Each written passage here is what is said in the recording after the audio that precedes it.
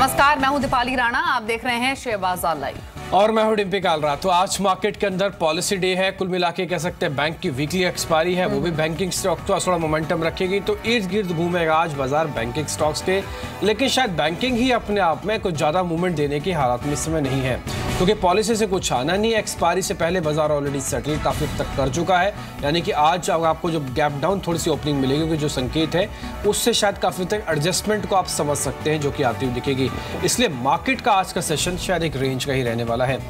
अभी के आंकड़े देख लेते हैं। आज SGX निफ्टी का कह रहा है अच्छी दिनों की बढ़त हमने देखी, लेकिन आज SGX निफ्टी थोड़ा सा आपको परेशान कर सकता है।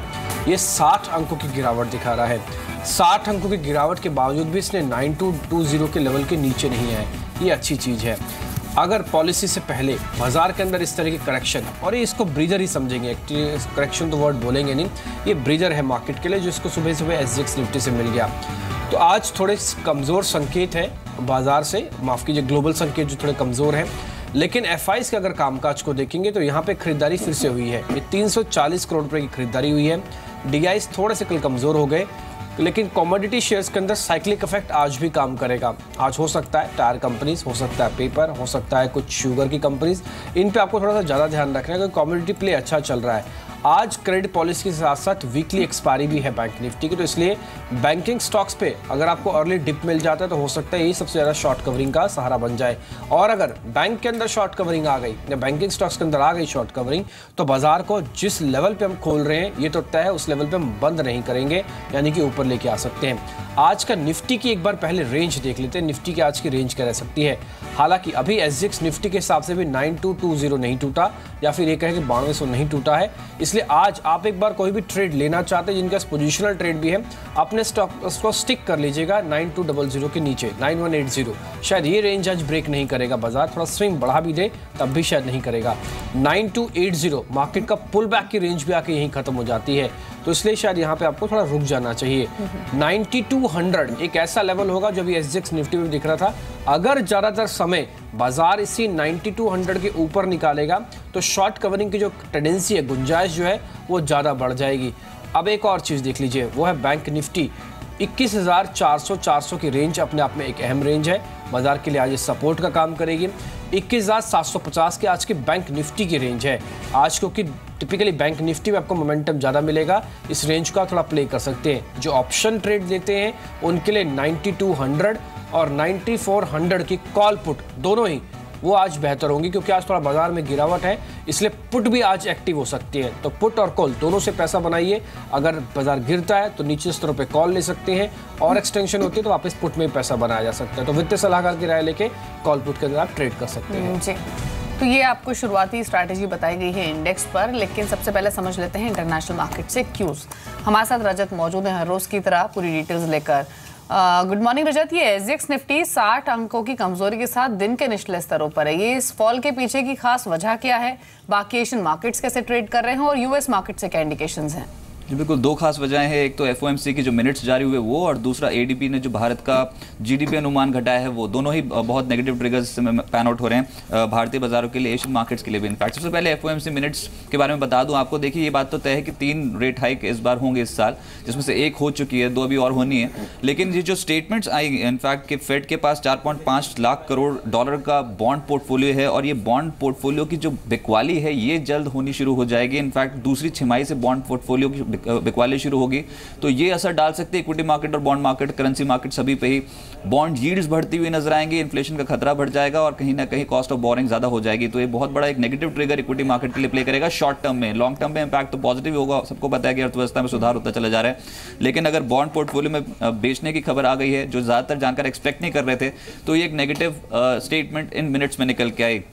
दूसरा, शेयर बाजार के वैल्यूएशन को लेकर ज्यादातर फेड अधिकारी चिंतित थे, और अब मजबूत आर्थिक आंकड़े हैं तो दरों में बढ़ोतरी का फैसला उसी पे निर्भर करेगा। बॉन्ड पोर्टफोलियो में बिकवाली एक नेगेटिव ट्रिगर इक्विटी मार्केट के लिए शॉर्ट टर्म के लिए। इसके अलावा US मार्केट्स पे कल गिरावट देखने को मिली आधे-आधे फीसदी के आसपास के, लेकिन जब एशियन मार्केट्स खुले आज तो निके एकदम से 260 पॉइंट नीचे साथ ही स्ट्रेट टाइम्स, कॉस्पी सभी इंडाइसेस नीचे थे।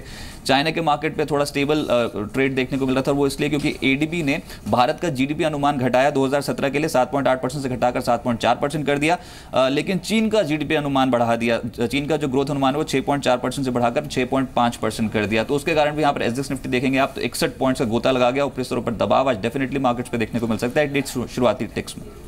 जी, शुक्रिया रजत आपका ये क्यूज बताने के लिए। तो संकेत आज की ओपनिंग से पहले अच्छे नहीं है, एसजीएक्स निफ्टी भी करीब 9232 के लेवल्स पर अभी ट्रेड कर रहा है। सुनील जैन हमारे साथ मौजूद निर्मल बैंक से, उनसे बातचीत करते हैं।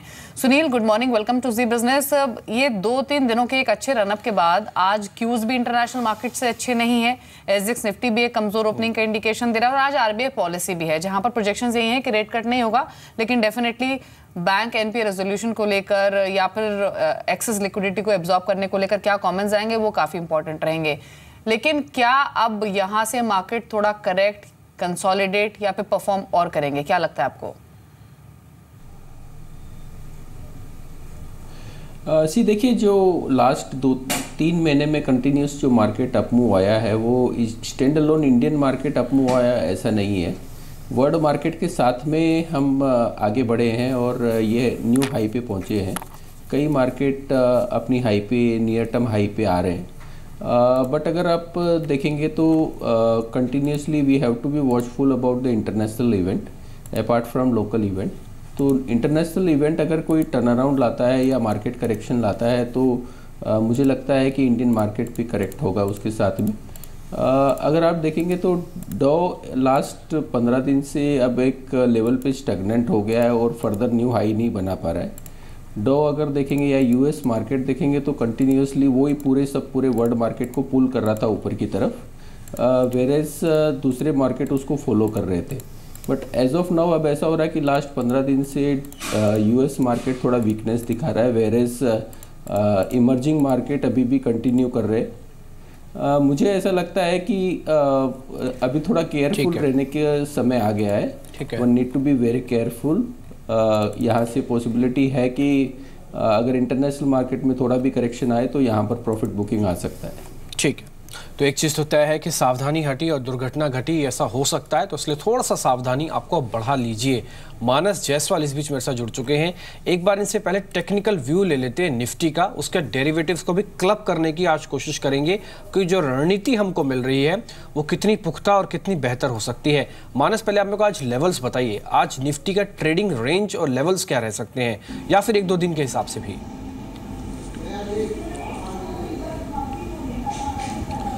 देखिए, एक चीज़ तो बहुत क्लियर है कि higher tops higher bottoms daily chart पे बहुत क्लियरली दिख रहे हैं। हालांकि ये ज़रूर है कि अगर आज कोई मॉर्निंग में हमें गिरावट देखने को मिलती है तो बिल्कुल एक अपॉर्चुनिटी की तरह देखना चाहिए। मैं समझता हूँ कि निफ्टी पे एक बड़ा सपोर्ट अब इंट्राडे चार्ट पे अगर आप देखेंगे तो 9140 से 9150 की रेंज में दिखता है।